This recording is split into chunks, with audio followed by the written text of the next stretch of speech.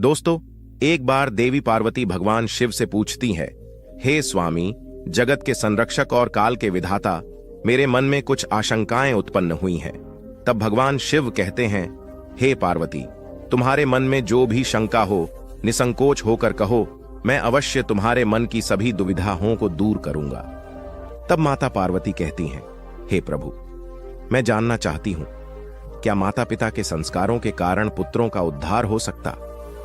मेरा दूसरा प्रश्न है कि क्या माता पिता के पाप पुण्य का फल उनकी संतानों को भोगना पड़ता है?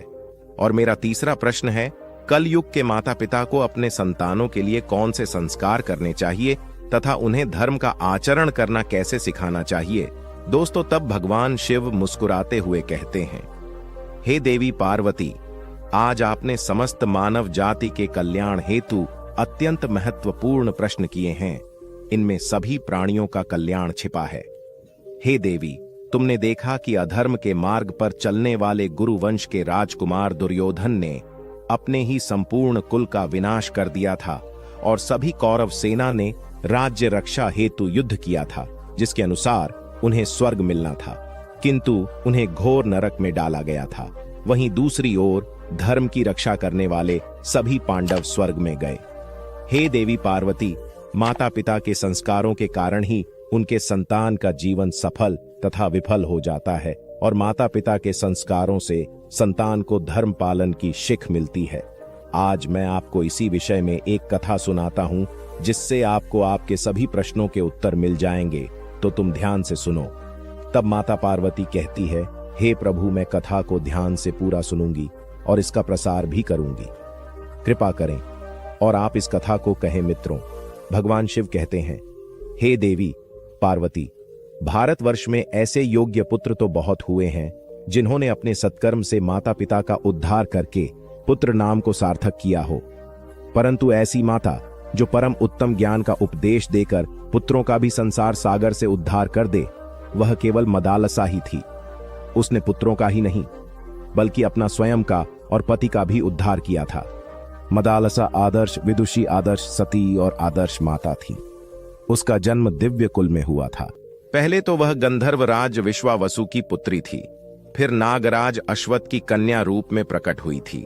उसके जीवन का संक्षिप्त वृतांत इस प्रकार है। प्राचीन काल में शत्रुजित नामक के एक धर्मात्मा राजन राज्य करते थे। उनकी राजधानी गोमती नदी के तट पर थी। उनका एक बड़ा ही बुद्धिमान, पराक्रमी और सुंदर पुत्र भी था। उसका नाम था रथ ध्वज। राजा ने उसे उच्च संस्कार देकर ला और बड़ा किया था, जो मानो साक्षात मर्यादा पुरुषोत्तम भगवान श्री राम का ही दूसरा अवतार हो। फिर एक दिन की बात है, जब नैमिषारण्य से गालव मुनि राजा शत्रुजित के दरबार में पधारे और उनके साथ एक बहुत ही सुंदर दिव्य अश्व था। तब उन्होंने राजा से कहा, महाराज, हम आपके राज्य में रहकर तपस्या, यज्ञ तथा भगवान का भजन करते हैं, किंतु एक दैत्य कुछ काल से हमारे इस पवित्र कार्य में बड़ी ही बाधा डाल रहा है। यद्यपि हम उसे अपनी क्रोधाग्नि से भस्म कर सकते हैं, तथापि ऐसा करना नहीं चाहते, क्योंकि प्रजा की रक्षा करना और दुष्टों को दंड देना यह तो राजा का कार्य है। हम ब्राह्मणों यह शोभा नहीं देता है, एवं यह धर्म भी के विरुद्ध है। एक दिन उसके उपद्रव से पीड़ित होकर हम उसे रोकने के उपाय पर विचार कर रहे थे। इतने में ही यह दिव्य अश्व आकाश से नीचे उतरा और उसी समय यह आकाशवाणी हुई और उसने कहा, हे मुने, यह अश्व बिना किसी रुकावट के समस्त पृथ्वी की परिक्रमा कर सकता है। आकाश, पाताल, पर्वत, समुद्र सब जगह सहजता से जा सकता है, इसलिए इसका नाम कुंभल है। स्वयं भगवान सूर्य ने यह अश्व आपको समर्पित किया है। आप इसे ले जाकर राजा शत्रुजित के पुत्र राजकुमार रथध्वज को दे दें। वे ही इस पर आरूढ़ होकर उस दैत्य का वध करेंगे जो सदा आपको कष्ट दिया करता है। हे राजन, इस आकाशवाणी को सुनकर हम आपके पास आए हैं। आप इस अश्व को लीजिए और राजकुमार को इस पर सवार करके हमारे साथ भेजिए, जिससे धर्म का लोप ना होने पावे। मित्रों, भगवान शिव कहते हैं, हे देवी पार्वती, गालव मुनि के ऐसे वचनों को सुनकर धर्मात्मा राजा ने बड़ी ही प्रसन्नता के साथ राजकुमार को मुनियों की रक्षा के लिए भेजा। महर्षि के आश्रम पर पहुंचकर वे सब ओर से उसकी रक्षा करने लगे। फिर एक दिन अचानक वह मदोमत दानव शुक्र का रूप धारण करके वहां आया तब राजकुमार शीघ्र ही घोड़े पर सवार हो उसके पीछे दौड़े और तेज अश्व पर आरूढ़ होकर अर्धचंद्राकार बाण से उस पर प्रहार किया। बाण से आहत होकर वह शूक का दैत्य प्राण बचाने के लिए भागा और वृक्षों तथा पर्वत से घिरी हुई घनी झाड़ियों में घुस गया। राजकुमार के अश्व ने उसका पीछा न छोड़ा और वहीं दूसरी ओर वह दैत्य भागता हुआ सहस्र योजन दूर निकल गया और एक स्थान पर बिल के आकार में दिखाई देने वाली अंधेरी गुफा में कूद पड़ा। अश्वामी राजकुमार भी उसके पीछे उसी गड्ढे में कूद पड़े। भीतर जाने पर वहां वह सुअर नहीं दिखाई पड़ा, बल्कि दिव्य प्रकाश से परिपूर्ण पाताल लोक का दर्शन हुआ और सामने ही इंद्रपुरी के समान एक सुंदर नगर था जिसमें सैकड़ों सोने के महल शोभा पा रहे थे। तब राजकुमार ने उसमें प्रवेश किया, किंतु वहां उन्हें कोई मनुष्य नहीं दिखाई दिया और वे उस अनजान नगर में घूमने लगे। घूमते ही घूमते उन्होंने एक स्त्री देखी जो बड़ी उतावली होकर कहीं चली जा रही थी। राजकुमार ने उससे कुछ पूछना चाहा, किंतु वह आगे बढ़कर चुपचाप एक महल की सीढ़ियों पर चढ़ गई। अर्थध्वज ने भी घोड़े को एक जगह बांध दिया और उसी स्त्री के पीछे पीछे महल में प्रवेश किया। जब उसने भीतर जाकर देखा तो सोने का बना हुआ एक विशाल पलंग है। उस पर एक सुंदरी कन्या बैठी है जो अपने सौंदर्य से कामदेव की पत्नी देवी सुंदरी रति को भी लजा रही है। उसी समय दोनों ने एक दूसरे को देखा और दोनों का मन परस्पर आकर्षित हो गया और वह अचानक से कन्या मूर्छित हो गई। उसकी सखी पंखा लेकर उसे हवा करने लगी। मित्रों, भगवान शिव कहते हैं, हे देवी पार्वती, जिसका नाम कुंडला था, जो कि पिछले जन्म में राक्षसी ताड़का के रूप में जन्म लेकर श्री राम के हाथों से मारी गई थी। एक मुनि के श्राप के कारण उसे राक्षसी बनना पड़ा था। जब वह सुंदरी कुछ होश में आई तो राजकुमार ने उसकी मूर्छा का कारण पूछा, जिससे अब तो वह और भी लजा गई। उसने सब कुछ अपनी सखी के कान में कुछ बता दिया। तब उसकी सखी कुंडला ने कहा, हे प्रभु, देवलोक में गंधर्वराज विश्वावसु सर्वत्र विख्यात है। यह सुंदरी उन्हीं की कन्या मदालसा है। एक दिन जब यह अपने पिता के उद्यान में घूम रही थी, तभी पाताल केतु नामक दानव ने अपनी माया फैलाकर इसे हर लिया और उसका निवास स्थान यही है। ऐसा भी सुनने में आया है। आगामी त्रयोदशी को वह इसके साथ विवाह करेगा। इससे मेरी सखी को अपार कष्ट है। अभी कल की ही बात है। ये बेचारी आत्महत्या करने को भी तैयार हो गई थी। उसी समय कामधेनु गौ माता ने वहां प्रकट होकर कहा, बेटी, वह नीच दानव तुम्हें नहीं पा सकता। मृत्यु लोक में जाने पर उसे जो अपने बाणों से बींद डालेगा वही तुम्हारा पति होगा। हे युवराज, ऐसा कहकर माता सुरभि अंतर्धान हो गई। मेरा नाम कुंडला है। मैं इस मदालसा की सखी विद्वांसन की पत्नी हूं। मेरे पति देवासुर संग्राम में शुंभ के हाथों मारे गए थे। तब से मैं तपस्या का जीवन व्यतीत कर रही हूं। सखी के स्नेह से यहां इसे धीरज बंधाने आ गई हूं। मैंने सुना है कि मृत्युलोक के किसी वीर ने पाताल केतु को अपने बाणों का निशाना बनाया है। मैं उसी का पता लगाने गई थी। यह बात सही निकली है। आपको देखकर मेरी सखी के हृदय में प्रेम का संचार हो गया है, किंतु माता सुरभि के कथन अनुसार इसका विवाह उस वीर के साथ होगा जिसने पाताल केतु को घायल किया हो। यही सोचकर दहक के मारे यह मूर्छित हो गई है। जिससे प्रेम हो उसी के साथ विवाह होने पर जीवन सुखमय बीतता है। इसे देखते ही प्रेम तो आपसे हुआ है और विवाह दूसरे से कैसे होगा, यही तो इसकी चिंता का कारण है। अब आप अपना परिचय दीजिए, कौन है और कहां से आए हैं मित्रों? भगवान शिव कहते हैं, हे देवी पार्वती। राजक कुमार ने अपना यथावत परिचय दिया तथा उस दानव को बाण मारने और स्वयं के पाताल में पहुंचने की सारी कथा विस्तार पूर्वक कह सुनाई। सब बातें सुनकर मदालसा को बड़ी ही प्रसन्नता हुई। उसने लज्जित होकर सखी की ओर देखा, किंतु कुछ बोल ना सकी। तभी कुंडला ने उसका मनोभाव जानकर कहा, हे वीरवर, आपकी बात सत्य है। मेरी सखी का हृदय किसी अयोग्य पुरुष की ओर आसक्त नहीं हो सकता। कामनीयम चंद्रमा में और प्रचंड प्रभा सूर्य में ही मिलती है। आपके ही लिए गोमाता सुरभि ने संकेत किया था। आपने ही दानव पाताल केतु को घायल किया है। मेरी सखी आपको पति रूप में प्राप्त करके अपने को धन्य मानेगी। कुंडला की बात सुनकर राजकुमार ने कहा, मैं पिता की आज्ञा लिए बिना विवाह कैसे कर सकता हूं? तब कुंडला बोली, नहीं नहीं, ऐसा ना कहिए। यह देवकन्या है। आपके पिताजी इस विवाह से प्रसन्न नहीं होंगे। अब उनसे पूछने और आज्ञा लेने का समय नहीं रह गया है। आप विधाता की प्रेरणा से ही यहां आ पहुंचे हैं, अतः यह संबंध स्वीकार कीजिए। राजकुमार ने तथास्तु कहकर उसकी बात मान ली और कुंडला ने अपने कुलगुरु तुम्बुरु का स्मरण किया। वे समिधा और कुशा लिए तत्काल ही वहां आ पहुंचे और उन्होंने अग्नि प्रज्वलित करके विधि पूर्वक रथ ध्वज और मदालसा का विवाह संस्कार संपन्न किया। तदनंतर कुंडला ने अपनी सखी को राजकुमार के हाथों सौंप दी और दोनों को अपने अपने कर्तव्य पालन का उपदेश दिया। फिर दोनों से विदा लेकर वह दिव्य गति से अपने अभीष्ट स्थान पर चली गई। औरत ध्वज ने मदालसा को अपने घोड़े पर बिठाया और स्वयं भी उस पर सवार हो पाताल लोक से जाने लगे। इतने ही में उस दुष्ट पाताल केतु को यह समाचार मिल गया और वह दानवों की विशाल सेना लिए राजकुमार के सामने आ डटा और उनके मार्ग का अवरोधक बन गया। राजकुमार भी बड़े पराक्रमी थे। उन्होंने हंसते हंसते बाणों का जाल सा फा ला दिया और त्वा नामक दिव्य अस्त्र का प्रयोग करके कुछ ही क्षणों में पाताल केतु सहित समस्त दानवों को भस्म कर डाला। इस प्रकार से अकेले भीषण युद्ध कर राजकुमार ने समस्त असुरों दानवों का दिव्य अस्त्र से विनाश कर दिया। इसके बाद वे अपने पिता के नगर में जा पहुंचे। घोड़े से उतरकर उन्होंने माता पिता को प्रणाम किया तथा मदालसा ने भी सास ससुर के चरणों में मस्तक झुकाया। अर्थध्वज के मुख से शुभ समाचार सुनकर माता पिता बहुत प्रसन्न हुए। उन्होंने पुत्र और पुत्र वधू को हृदय से लगाकर उनका मस्तक सूंघ। महाराज और महारानी इस विवाह बहुत से प्रसन्न थे। समय के साथ साथ अब मदालसा पति गृह में बड़े सुख से रहने लगी। वह प्रतिदिन प्रातःकाल उठकर सास ससुर के चरणों में प्रणाम करती और पति को अपनी सेवाओं से संतुष्ट रखती थी।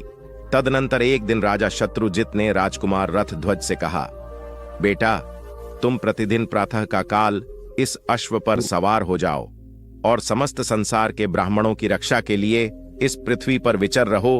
तब राजकुमार ने कहा, पिताश्री, बहुत अच्छा, मैं ऐसा ही करूंगा और धर्म की रक्षा हेतु स्वयं के प्राणों तक त्याग दूंगा। यह मैं आपको वचन देता हूं। कहकर पिता की आज्ञा शिरोधार्य की। वे प्रतिदिन पूर्वाहन में ही पृथ्वी की परिक्रमा करके पिता के चरणों में नमस्कार करते थे। मित्रों, एक दिन घूमते हुए वे यमुना तट पर गए। वहां पातालके का छोटा भाई तालकेतु आश्रम बनाकर एक मुनि के वेश में रहता था। राजकुमार ने मुनि जानकर उसे प्रणाम किया तो वह बोला, राजकुमार, मैं धर्म के लिए एक यज्ञ करना चाहता हूं, किंतु मेरे पास दक्षिणा नहीं है।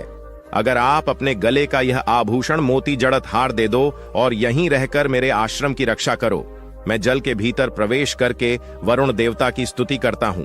उसके बाद जल्दी ही वापस लौटूंगा।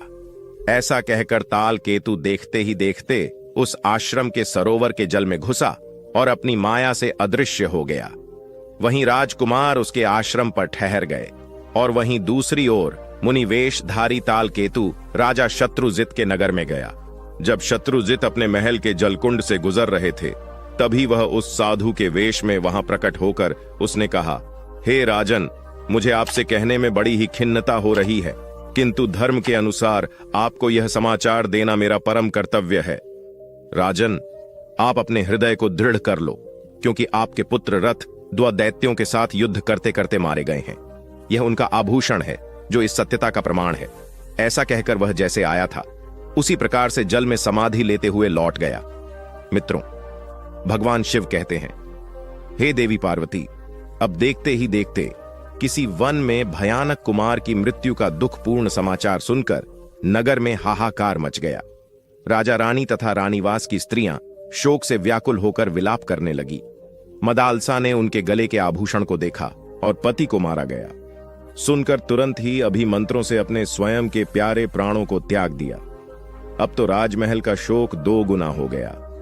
राजा शत्रुजित ने किसी प्रकार धैर्य धारण किया और रानी तथा अंतःपुर के अन्य लोगों को भी समझा बुझाकर शांत किया। तदनंतर मदालसा का दाह संस्कार किया गया। वहीं दूसरी ओर उधर ताल यमुना के जल से निकलकर राजकुमार के पास गया और कृतज्ञता प्रकट करते हुए उसने उनको घर जाने की आज्ञा दे दी।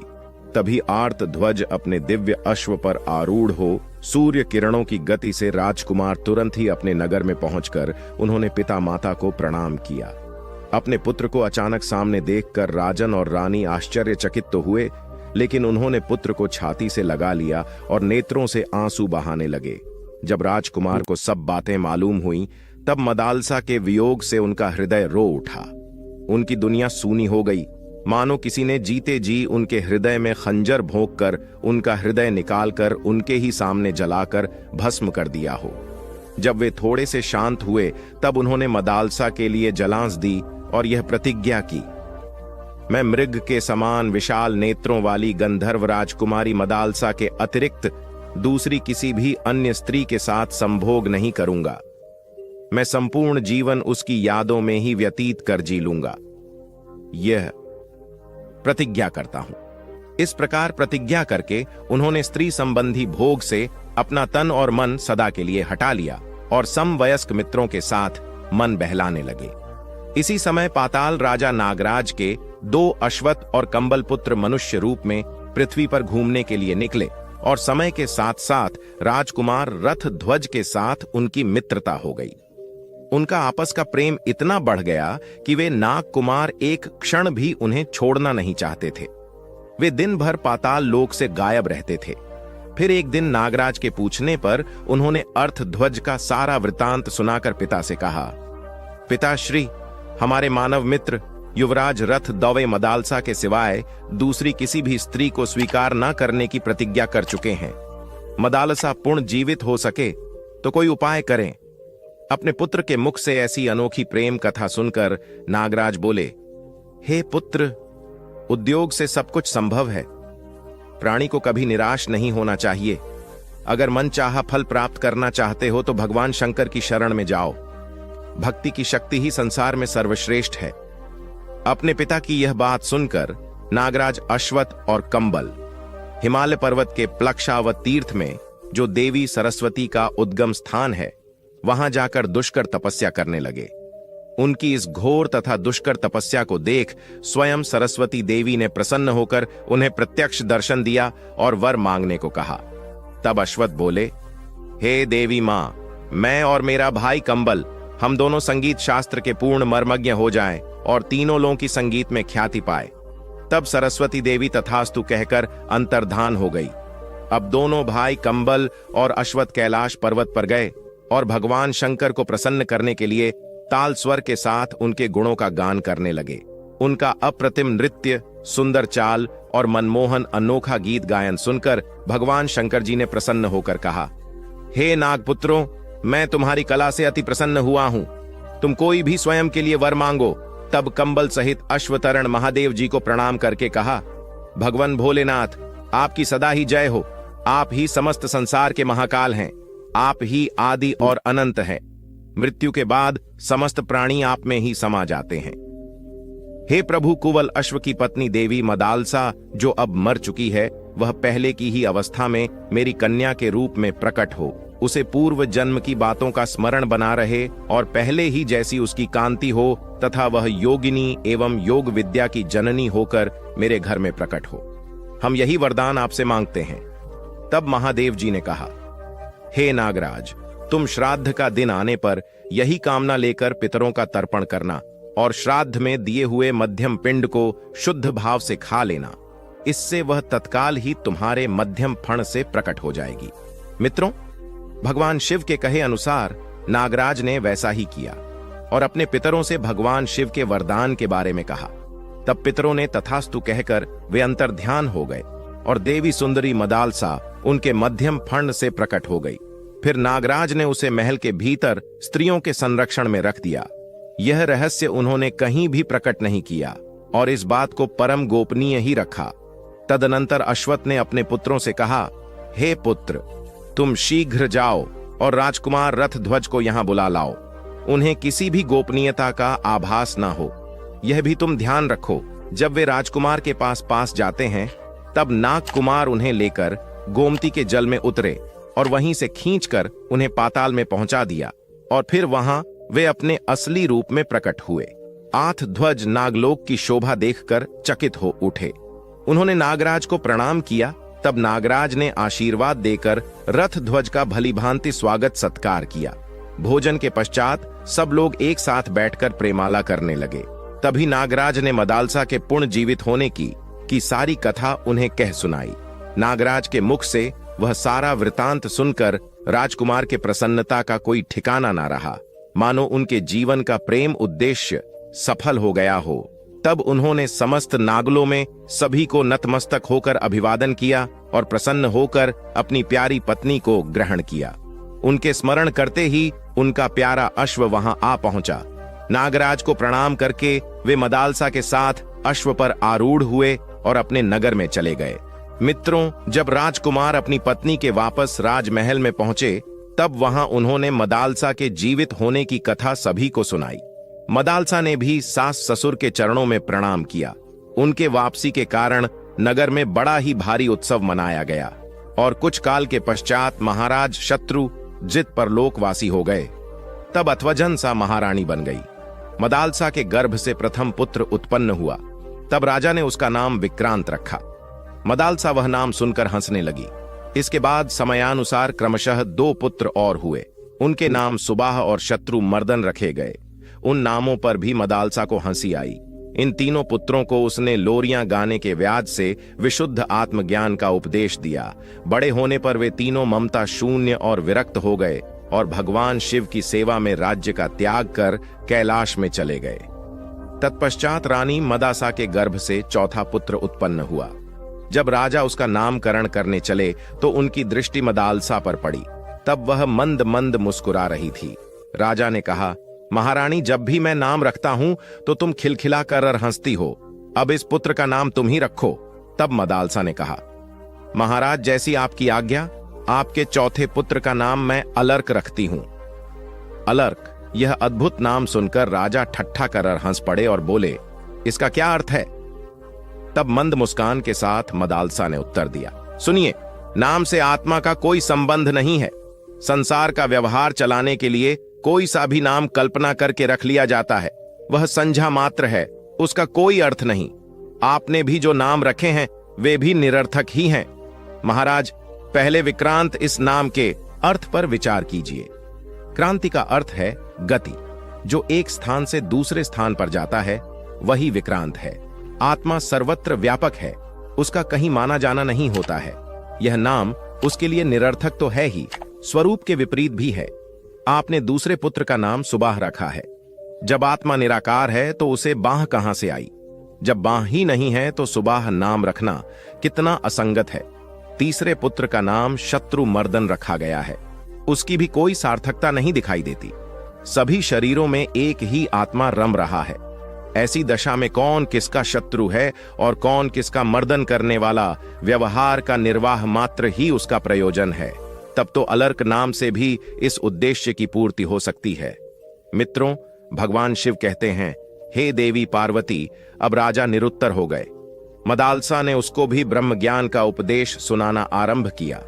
तब राजा ने रोककर कहा, देवी, इसे भी ज्ञान का उपदेश देकर मेरी वंश परंपरा का उछल करने पर क्यों तुली हो? इसे प्रवृत्ति मार्ग में लगाओ और उसके अनुकूल ही उपदेश दो। तब मदालसा ने पति की मान ली और अलर्क को बचपन में ही व्यवहार शास्त्र का पंडित बना दिया। उसे राजनीति का पूर्ण ज्ञान कराया। धर्म, अर्थ और काम तीनों शास्त्रों में वह प्रवीण बन गया। बड़े होने पर माता पिता ने अलर्क को राजगद्दी पर बिठाया और स्वयं वन में तपस्या करने के लिए चले गए। जाते समय मदालसा ने अलर्क को एक अंगूठी दी और कहा, पुत्र, जब भी तुम पर कोई संकट पड़े तो इस अंगूठी के छिद्र से उपदेश पत्र निकालकर पढ़ना और इसके अनुसार कार्य करना। आगे अलर्क ने गंगा यमुना के संगम पर अपनी अलर्कपुरी नाम की राजधानी बनाई, जो आजकल अरेल के नाम से प्रसिद्ध है। कुछ काल के बाद अलर्क को भोगों में आसक्त देख उनके बड़े भाई सुबाह ने काशीराज की सहायता से उन पर आक्रमण किया। तब अलर्क ने संकट जानकर माता का उपदेश पढ़ा। मित्रों, भगवान शिव कहते हैं, हे देवी पार्वती, उसमें लिखा था, संघ आसक्ति का सब प्रकार से त्याग करना चाहिए, किंतु यदि उसका त्याग किया जा सके तो सत्पुरुषों का संग करना चाहिए, क्योंकि सत्पुरुषों का संग ही उसकी औषधि है। कामना को सर्वथा छोड़ देना चाहिए, परंतु यदि वह छोड़ी न जा सके तो मुमुक्षा अर्थात मोक्ष की इच्छा के प्रति कामना करनी चाहिए, क्योंकि मुमुक्षा ही उस कामना को मिटाने की दवा है। इस उपदेश को अनेक बार पढ़कर राजा ने सोचा, अब मनुष्यों का कल्याण कैसे होगा? मुक्ति की इच्छा जागृत करने पर और मुक्ति की इच्छा जागृत होगी। सत्संग से ऐसा विचार कर अलर्क ने महात्मा दत्तात्रेय जी की शरण ली और वहां ममता रहित विशुद्ध आत्मज्ञान का उपदेश पाकर वे सदा के लिए कृतार्थ हो गए। इस प्रकार महासती मदालसा ने अपने पुत्रों का उद्धार करके स्वयं भी पति के साथ परमात्मा चिंतन में मन लगाया और थोड़े ही समय में मोक्ष स्वरूप परम पद प्राप्त कर लिया। मदालसा अब मृत्यु लोक में नहीं है, किंतु उसका नाम सदा के लिए अमर हो गया। हे पार्वती, इस प्रकार से देवी मदालसा ने पूरे कुल का नाम पूरे संसार में सुशोभित किया था। तो आपके पहले प्रश्न के अनुसार हर मनुष्य की पहली गुरु उसकी माता होती है। इसीलिए जिस प्रकार के संस्कार उस बालक को अपनी माता पिता से मिलते हैं, उसका जीवन उसी प्रकार बन जाता है। आपके दूसरा के अनुसार माता पिता के पाप पुण्य का फल उनकी संतानों को अवश्य ही भोगना पड़ता है। जिस तरह आम के पेड़ पर आम ही लगते हैं और करेले के पेड़ पर करे ही जैसा बोगे वैसा ही फल पाओगे। हे देवी पार्वती, आपका तीसरा प्रश्न है, कलयुग के माता पिता को अपने संतानों के लिए कौन से संस्कार करने चाहिए तथा उन्हें धर्म का आचरण करना कैसे सिखाना चाहिए? कलयुग में माता पिता बालकों को वही धर्म सिखाते हैं जिससे केवल सांसारिक साधन एकत्रित हो सके। बालकों को अच्छे संस्कार और अपने धर्म की शिक्षा भी देनी चाहिए, क्योंकि नित्य रहने वाला सनातन धर्म है जो कभी मर नहीं सकता, बदल नहीं सकता। यदि इसके स्वरूप को बदलेंगे तो हम भी वह न रहकर कुछ और हो जाएंगे जिससे हमें कोई पहचान भी ना सकेगा। क्योंकि जब किसी वस्तु का मूल धर्म, जिससे वस्तु सत्ता रखती है, अगर उसे हटा दिया जाएगा तब वह वस्तु भी नहीं रहेगी। क्योंकि धर्म के बिना धर्मी की सत्ता नहीं रह जाती, इसलिए हमें चाहिए कि हम स्वयं और अपने बालकों से भी सनातन धर्म का अनुसरण करवाना चाहिए। हे पार्वती, भगवान भन श्री कृष्ण कहते हैं, धर्मो रक्षति रक्षित। इसका अर्थ है धर्म की रक्षा करने पर वह रक्षा करने वाले की भी रक्षा करता है। दूसरे शब्दों में रक्षित, धर्म रक्षक की रक्षा करता है। तस्मा धर्मो नहम तव्यमानो धर्मो हतो वदत धर्म एव हतो हंति धर्मो रक्षति रक्षित। इसका अर्थ है जो धर्म का नाश करता है उसका नाश धर्म स्वयं ही करता है, और जो धर्म तथा धर्म पर चलने वालों की रक्षा करता है, धर्म भी उसकी रक्षा करता ही है। तो प्रिय दर्शकों, आपको यह कथा कैसी लगी कमेंट करके अवश्य बताएं। जानकारी अच्छी लगी तो वीडियो को लाइक जरूर करें और कमेंट में हर हर महादेव, जय श्री हरि विष्णु अवश्य लिखें। साथ ही चैनल को सब्सक्राइब करें। धन्यवाद।